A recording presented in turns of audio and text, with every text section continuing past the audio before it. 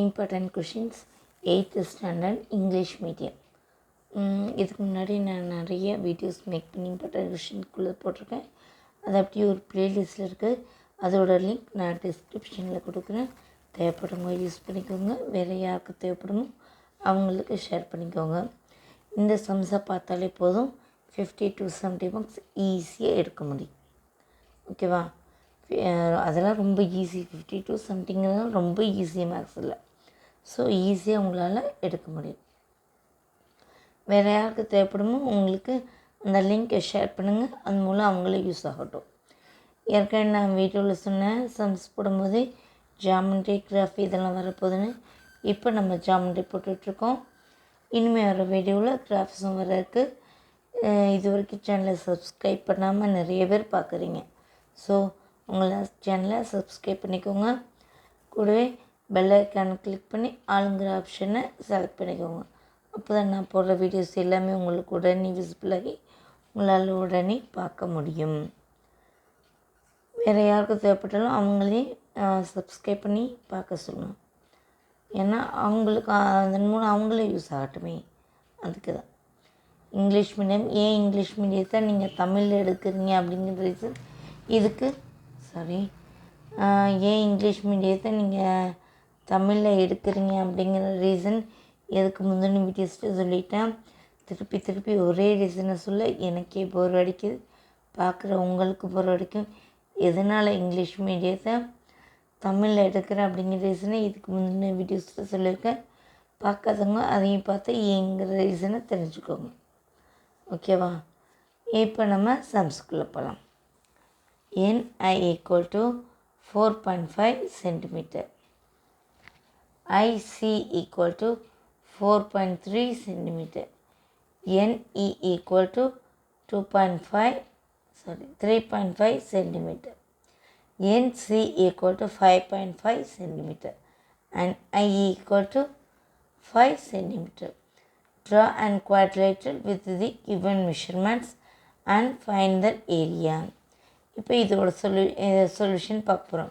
அதுக்கு முன்னாடி rough diagram போடணும். நம்ம ரஃப் டயக்ராம் வரையாமல் அந்த இடத்த விட்டு வச்சுருக்கோம். மெயின் டயக்ராம் வரைஞ்சிட்டு அதை பார்த்து நம்ம எப்படி இருக்கோ அந்த அவுட்லைனை வச்சு ரஃப் டயக்ராம் வரையலாம். அப்படிங்கிறதுனால தான் நான் ரஃப் டயக்ராம் வரையலாம்.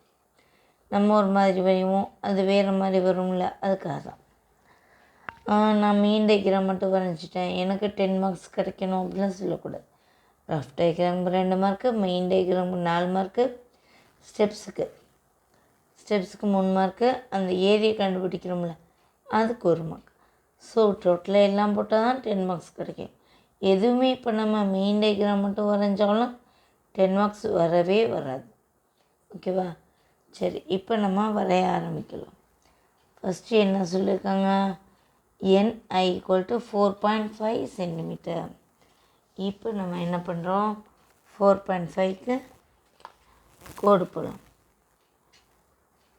லைன் செக் பண்ண வரையணும்ல, அதுக்கு தான் 4.5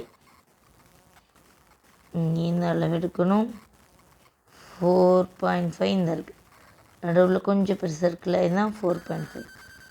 இப்போ 2 ஜாயின் பண்ணலாமா?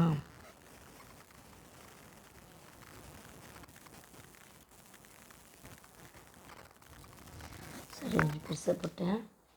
Just minute.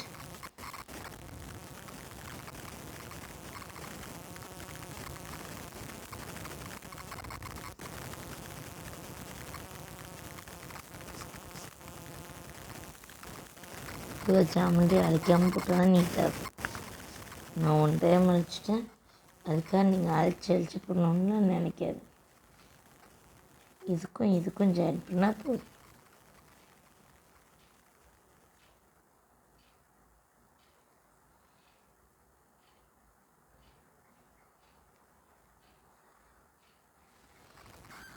லைன் செக்மெண்ட் ஆச்சு. இது N, இது I. எத்தனை சென்டிமீட்டருக்கு? 4.5. சரியா? இது N, இது I. ஓகேவா? தெரியுதோ? கொஞ்சம் கன்ஃபியூஸ் ஆகும், அதுக்காக தான் அழிச்சிட்டேன்.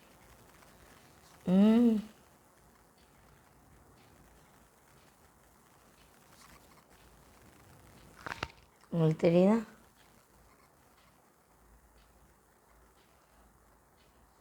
எல்லாத்தையும் அழிச்சிட்டேன்னு நினைக்கிறேன். தெரிஞ்சு சாரி. நீங்கள் அழிக்காமே போடுங்க, அப்போ தான் உங்களுக்கு கரெக்டாக வரும், அப்போ தான் நீட்டாகவும் இருக்கும். நெக்ஸ்ட் NI போட்டாச்சா? அடுத்து IC 4.3 சென்டிமீட்டர். இப்போ 4.3 அளவு எடுக்க போகிறோம். 1 2 3 இதான் 4.3. ஓகேவா? 4.3 ஓகேவா? இப்போ பார்த்துக்கிறேன்.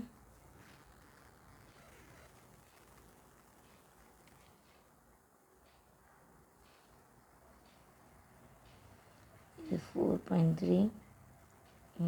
இப்போ கரெக்டாக இருக்கும். இப்போ ஐயில் வச்சு இப்போ சென்டரை வச்சு 4.3க்கு ஒரு ஆர்க் போடுறோம். ஓகேவா?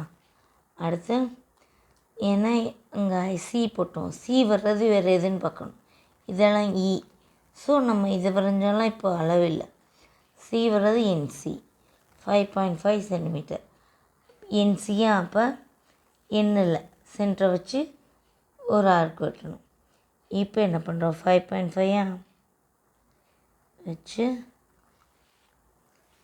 ஓகே தெரியணுங்கிறதுல இங்கே வைக்கிறேன். 5.5ல் வச்சு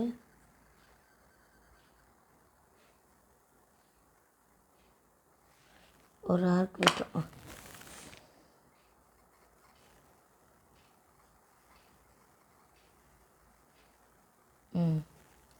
ரெண்டு ஆர்க்கும் ஜாயிண்ட் ஆகிற இடம்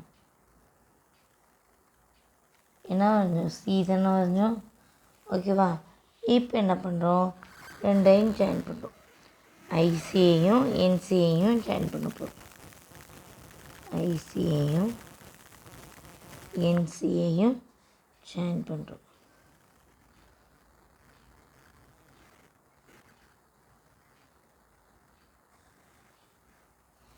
ஓகேவா? ஜாயின் பண்ணியாச்சு. இப்போ அளவு எழுதிக்கலாமா? இது 5.5. இது எத்தனை? 3.5. சரி. ஐசி எத்தனை? 4.3.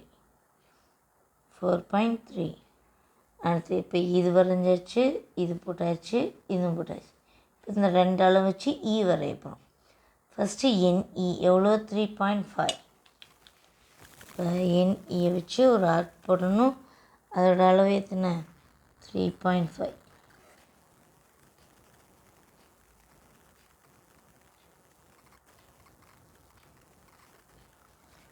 எண்ணில் வச்சு சென்டர் வச்சு ஒரு ஆர்க் வரையணும். 3.5.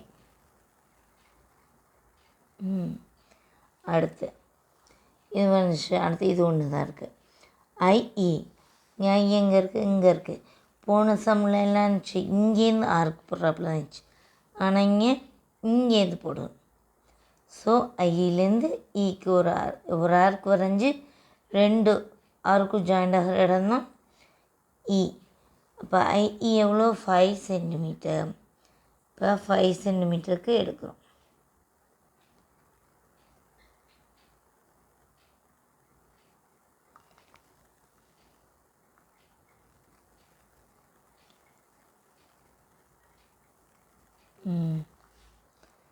இப்போ ஐயை சென்டர் வச்சு ஈக்கு இப்போ 5 சென்டிமீட்டருக்கு ஒரு ஆர்க் வரைஞ்சாச்சு.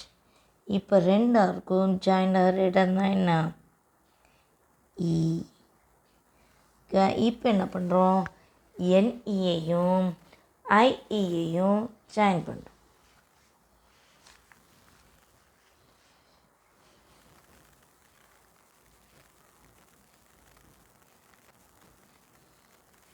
NEயையும் IEயையும் ஜாயின் பண்ணுறோம்.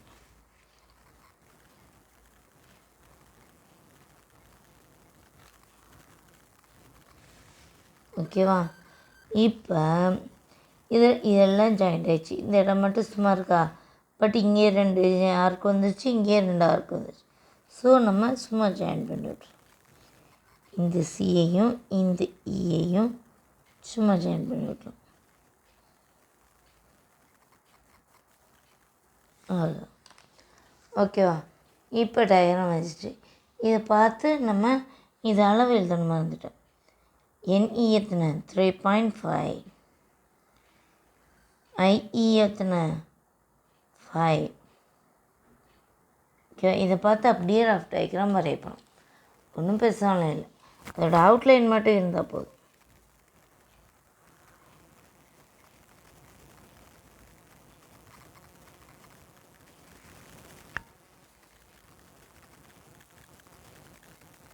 அளவெல்லாம் அளக்கணும் அவசியமே கிடையாது. ரஃப் டயக்ராம்னா என்னென்னா அதோட அவுட்லைன் மட்டும் கரெக்டாக வரணும், அதுக்காக தான்.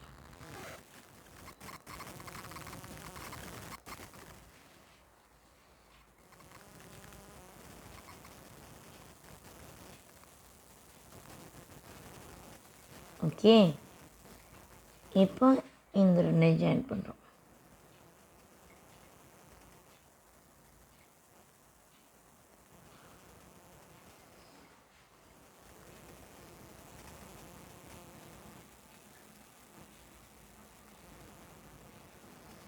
ஓகே, இப்போ நேம் கொடுத்துடணும். இது N, இது I, இது C, இது E. அது எழுதலாமா? இது 4 சென்டிமீட்டர், 4.5 சென்டிமீட்டர், இது 5.5 சென்டிமீட்டர், இது 5 சென்டிமீட்டர், இது 4.3 சென்டிமீட்டர், அப்புறம் இது வந்து 3.5 சென்டிமீட்டர். இதுக்கு மட்டும் அளவில்லை, ஏன்னா நம்ம ரெண்டு சும்மா ஜாயின் பண்ணதான், ஸோ இதுக்கு அளவு கிடையாது.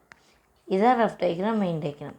இதோட ஸ்டெப்ஸையும் ஏரியா கண்டுபிடிக்கிறது நம்ம நெக்ஸ்ட் வீடியோவில் பார்க்கலாம்.